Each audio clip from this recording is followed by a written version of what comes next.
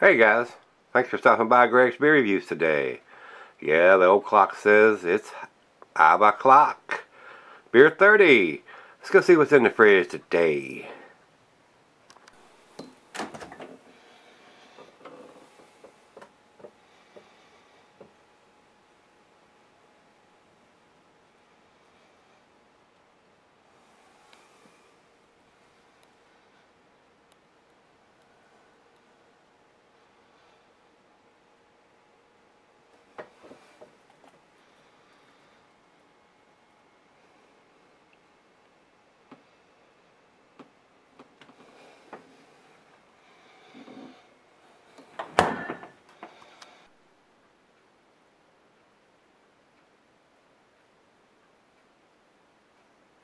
Hey guys, thanks for stopping by Gregsbeerreviews. Hopefully this will be tasty. I'll be straight up forward with you guys. I have done several of the brewery beers before, and not really a big fan of their beers because most of their stuff is kind of sour, tart, sour, and I'm not into the sour beers. A lot of people love that in their beers, and I'm not so much into the lambics or the sour tart beers. So hopefully this is not going to be that way. Paris sent me this. This is the Bruery's Loakal Red. 75% American Red Ale, 25% ale aged in American oak barrels. A brash American Red Ale dripping with citrusy Centennial hops, mellowed by a touch of oak. Aromas of toffee, citrus, crushed herbs, vanilla, and fresh sawn oak complex. And they're out of Orange County, California. This is the great big 750 milliliter bottle. They do a lot of their beers in that. Says here, our tribute to the growing Orange County beer scene, this red ale is best enjoyed fresh. Until then, please store in a cool, dark place. Ideal serving temperature, 45 degrees. Best served in a tulip or wine glass. Support your local breweries. Well, this is only a 6.9% alcohol, and I'm going to use the pint glass. Now, there may be a date on the bottle somewhere. I do not see it, and if they say you should enjoy it fresh, they need to put a damn date on it. That's the way I feel about that. So we'll take a closer look when the bottle is empty, but I do not see anything on it or on the label right now. So let's go over to the food pairings and see what it says about the food pairings for this beer. Cheeses are the sharp blue and cheddar, and the meat is beef, poultry, and fish. Glassware, pint, becker, non-ink, tumbler, mug, or stein, or side ale. Doesn't say anything here about a tulip or a wine glass for the glassware for this beer. And it says not recommended for extended cellar rings. So I would think the date would be kind of critical on that if they're not wanting you to cellar this beer. So hopefully it has a date on it somewhere. I don't think there's anything else we need to talk about. I've told you about what's on the label. And basically the commercial description is exactly the same thing as written on the bottle here. So let's get the top off of this one and see what we got.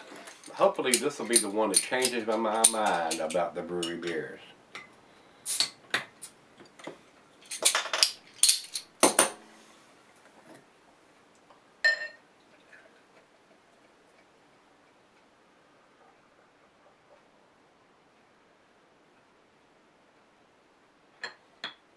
Nice head pour on that one. Very well carbonated. A good 2 fingers of head on that aggressive pour. Over into the light. I can see the bulb on it. It has a slight chill haze on it. A lot of bubbles streaming up from the bottom of the beer, as evident by the massive head that it poured on the pour in the glass. Looks very good. Nice creamy head. A lot of big bubbles in there, but there is a lot of creaminess to that head. Off colored. Very reddish ale. A deep copper colored, deep amber colored beer, guys. Well, I don't know if I can get a large aroma with that big of a head, but let's get a nose on it. Nice hop presence on this one. Very nice. They use Centennial hops on this. It's got a very citrusy, orangey smell to me. Very floral, very sweet smelling. Very pleasant smelling. I'm hoping this is going to be a really good beer, unlike the ones I've had before from them. And I've had a couple. I've done a couple of them, and they've just been too tart or too sour to me. So this is their red ale version that they do. Does not have the IBUs listed here. Let's see if it by chance has it listed over here. No, I do not see any IBUs listed for this beer. Very orangey smelling. I mean, I got a big citrusy orangey smell on the nose. Well, let's give it a taste and see what we got. Cheers, everybody. Thanks again, Parrish. I appreciate it, brother. You the man. Cheers.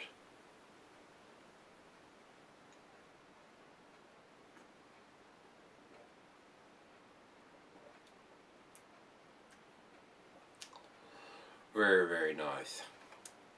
I would go out and step on the limb and say, for my taste styles, not everybody's, but for my taste styles, this is the best beer I've had from the brewery.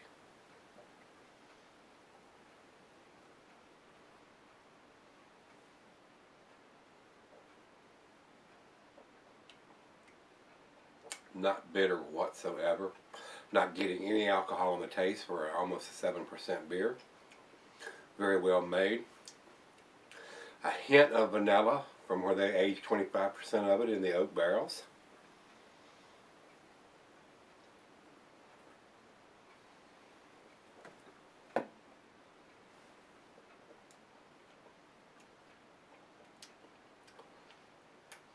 Wow. Very delicious. I mean, this is definitely the best beer I've had from them. It's just my opinion now, guys, because I'm not into the sours or the lambics or the tart beers. This is a very hop forward red ale. Orange is the biggest thing that I'm getting from this. Orange, maybe a hint of grapefruit. A nice caramel malt backbone to this to balance it out. Not overly sweet. It is sweet on the front end, but not overly bitter on the back end. A nice balance on this beer.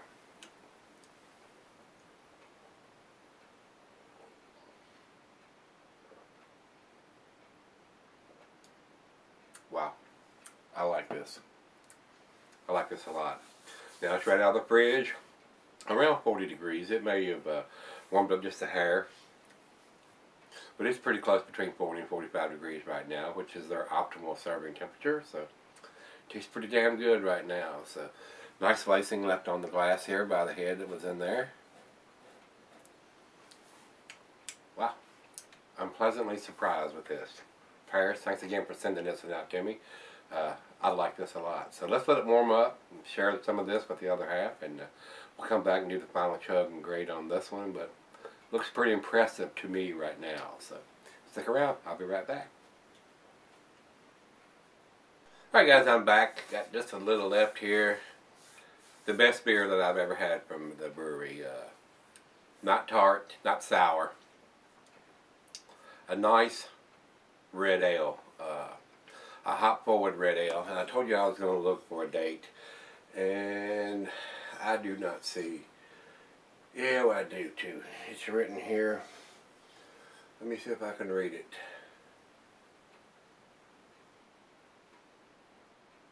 Says 0155. No, here we go. 12/26/13. December 26th, day after Christmas. 12/26/13. So here we are in March. So it's really not that old. Got the date on the bottle. That's a good thing. It's really hard to see, impossible to see when the beer is in there. It may be even, it's etched. It's etched like Cigar City does theirs. It's etched in the side. But I tell you what, boys, it is very hard to see when the beer is in there. Especially when it's cold. And a lot of places refrigerate these hoppy beers like this. So very, very hard to see. But it's there. I mean, it is there. They have made the attempt to put the date on it. December 26th, January, February, March. It's not quite 3 months old. Very tasty red ale, guys. So let's do the final chug on this one. I'm pleasantly surprised with this beer from them. I've just about written them off. I hadn't bought any in a while because most of their stuff is either tart or sour or something like that. So, final chug.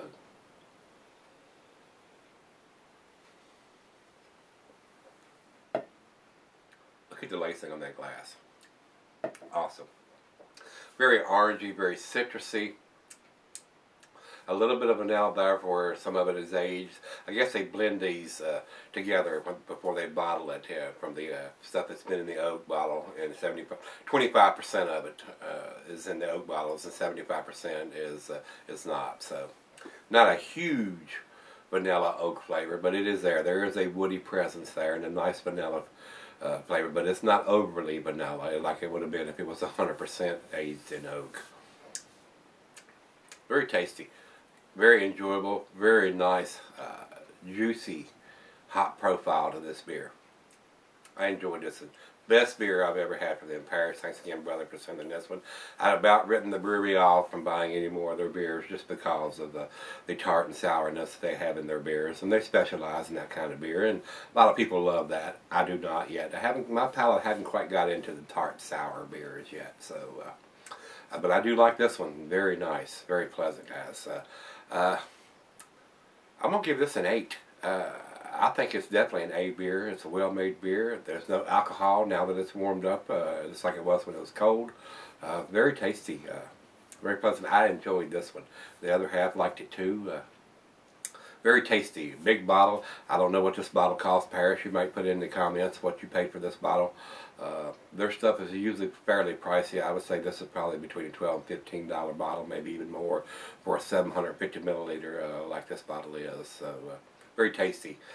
Renews my faith in the brewery, so I might start checking on some more of their beers when I see some of their stuff in the stores. So guys, and I also had one of the subscribers say something about I needed to do some new fridge videos. Those videos are done when I do a beer run. When I get beer mail packages, most of the time I just put those in the fridge and I don't do new videos. So those videos are done when I do a beer run, and I haven't done a beer run in quite a while, probably since September or October was the last beer run that I did, where I went and bought a bunch of different beers. Most of the stuff that I buy down at Kroger's, I might buy one or two that I haven't had. Most of the other stuff is go-to beers like the Bell's Two-Hearted Ale and the Ranger and the other stuff that you see me in the videos. That's my go-to beers, and that's what I drink when I'm not doing the beer reviews. The Ranger and the Highland Black Mocha Stout, and I got some Duclaw Sweet Baby Jesus. I like that peanut butter and chocolate flavor on that one. So there's some Dogfish 60 and 90 minutes that I got to pick up occasionally down there. They don't carry the 90 too often, and when I do see it, I do pick some of that up. But the 60 and the Ranger and the Bells is pretty much my go-to beers. There are a few others that I do pick up that they carry down there, but normally I only do the fridge videos when I do a beer run, and I run, usually I end up going to Blacksburg and picking them up there. So need to make another trip up there and pick up some beers and do some more fridge videos. And that's why and I have 3 different fridges that I keep beers in. That's why you see a different one for 3 days, and then they just repeat themselves, because I haven't had a chance to get up there and make a beer run, and I've been getting so many beer mail packages from my buddy Parrish, and several other people have been sending me beers. So I just haven't had the opportunity to get up there and buy them with all the beer mail packages and the other beers that Joey and John and Parrish and a bunch of the other subscribers have been sending me. And guys, I appreciate y'all sending me the beers. I have a guy that's out, Justin, that's in Korea, wants me to send me some beers from Korea. I don't think any of them are going to be anything to write home about, but I enjoy trying different stuff from different countries, especially that far away. It's enjoyable, even whether I like it or don't like it. I do appreciate you sending them to me, guys. So thank you very much for that. So without me flapping my gums anymore, let's go see what the other guys think about this. We'll go over to Beer Advocate first, and Beer Advocate says 89 in a very good range. I agree with that. It is. If I was to put a number on this, it would probably be 90 to 93, somewhere in that area. And over to Rate Beer. Rate Beer says 97 overall, good numbers, and 100 in the style. So very impressive numbers in the style-wise for a red ale. Very tasty, no alcohol, nice juicy, orangey, citrusy taste there. A nice malt backbone to balance it out. Kind of sweet up front, but not overly bitter in the back. Balances out very well. Nice beer, very well made. So, thumbs up to the guys at the brewery. Got the date on the bottle. I mean, other than having the IBUs listed, which I did not see anywhere, and not on the label, and not in either site, Beer Advocate or Rate Beer. That's the only question mark on this beer. We don't know what the IBUs, and I don't think it's too big. It wasn't a strong bitterness. If I was to guess, it'd probably be somewhere between 50 and 60 on this beer. So, guys, if you've had this one from the Bruery Loakal Red, Loakal Red, give me some comments back on this one, and let me know what you think of it. Liked it, didn't like it. As always, rate, comment, subscribe, hit that like button, and we're going to take that walk tomorrow. Go see what's in the fridge. See everybody then.